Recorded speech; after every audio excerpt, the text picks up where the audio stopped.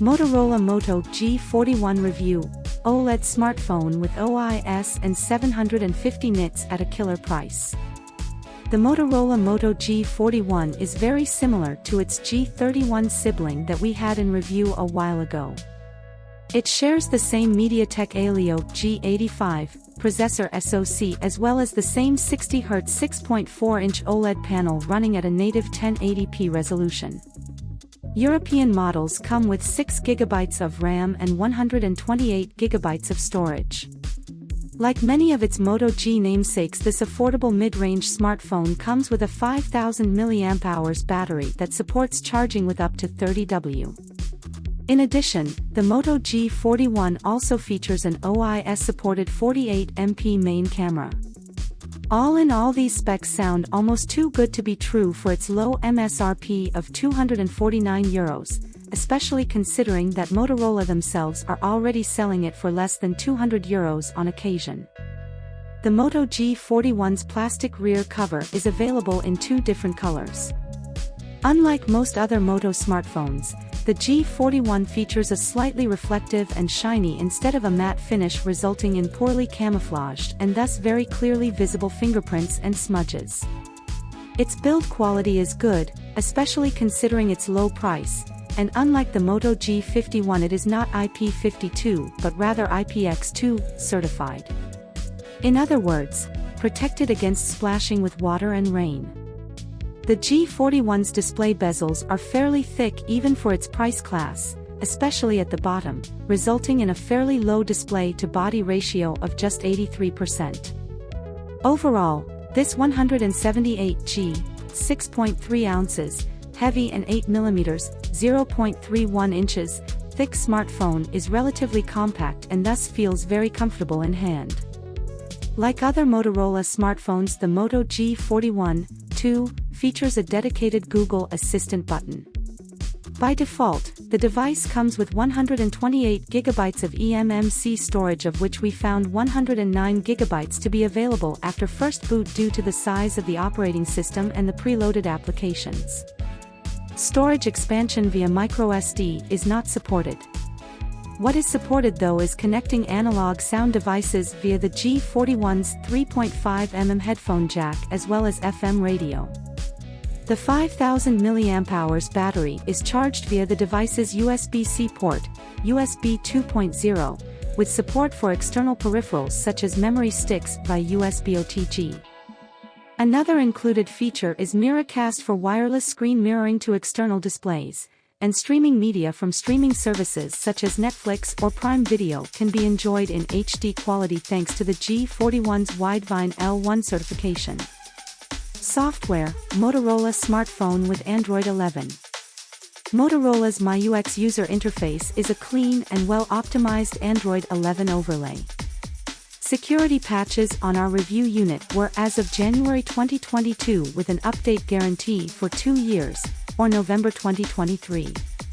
As with all Motorola smartphones, the G41 comes with the standard Moto Experience features as well as various customization and individualization options for fonts, colors, icons, and fingerprint animations. Ready for is not supported by the Moto G41.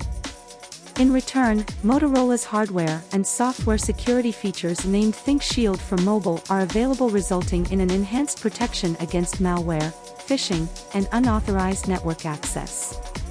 The G41 does not support have-true always-on capabilities. Instead, Motorola opted for the well-known preview feature on its main display without the possibility of configuring an always-on mode despite the device's OLED display. In regard to communication, Motorola opted for the older 4G standard instead of 5G, which is not supported by this mid-range smartphone's G85 SoC. It does, however, support NFC as well as Bluetooth 5.0. 4G connectivity was excellent with full support for all LTE bands commonly used in Europe, including band 28. With a total of 14 supported LTE bands, which is acceptable considering the G41's price, the phone is not particularly well equipped for travel abroad. At home, the device supports traditional Wi-Fi 5 networks, resulting in decent overall transfer speeds. When connected to our Asus ROG Rapture GT-AXE 11000 reference router, the Moto G41 performed very consistently, both transmitting TX as well as receiving RX data. Cameras: Motorola smartphone with OIS. As long as you keep your expectations in check, the Moto G41's front-facing camera will not disappoint. Even under difficult lighting conditions, photos and the bright sky were rarely ever overexposed, and the softening of photos taken with this 13MP camera was not too aggressive. The rear-facing triple camera array features a 48MP main camera with an aperture of f/1.7 and optical image stabilization, a feature rarely encountered in this price range. It enables good low-light image quality, albeit with a somewhat poor overall focus. However, considering the Moto G41's price, the camera's image quality in bright light is more than adequate, with good focus and contrast ratio in daylight with some visible softening applied. Another highlight is the Moto G41's color accuracy that was much better than that of some high-end premium smartphones. We analyzed the 48MP main camera's color accuracy using a standardized test under normalized conditions, measuring color deviation in full studio light and then with an ambient light level of just 1 lux. In this color checker passport test, the Motorola Moto G41 only showed one single spike of delta E greater than 10, worth noting, and we would have also wished for a better overall white balance.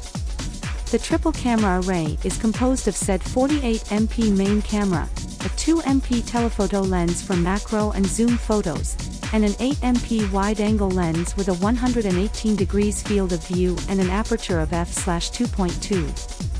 The ultra-wide-angle camera's photo quality was decent, with a surprising amount of details for a phone at the G41's price. Most other affordable mid-range smartphones perform much worse in this regard. Videos are recorded in 1080p at 30 fps with both main and ultra-wide-angle camera, and the Moto G41 neither supports higher resolutions of frame rates nor can you switch between the lenses while recording.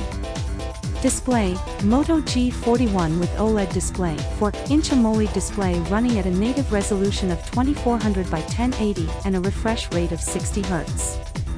If not for the SGM32's 90 Hz refresh rate, its display and the G41's 20:9 display could have featured the same panel, given their almost identical performance in regard to brightness and illumination. With an all-white background, Motorola's mid-range smartphone managed a very good average of 712 nits, which increased to 750 nits in the center when running the APL50 test with a pattern of alternating dark and bright patches. This might not make the G41's panel ideal for HDR content consumption, but to be fair, Motorola is not marketing it as such either. Due to the OLED nature of its panel, the display does suffer from Pwm flickering of 240 Hz at brightness levels of 50% and below, with a more even amplitude with even lower levels of brightness, almost akin to traditional DC dimming.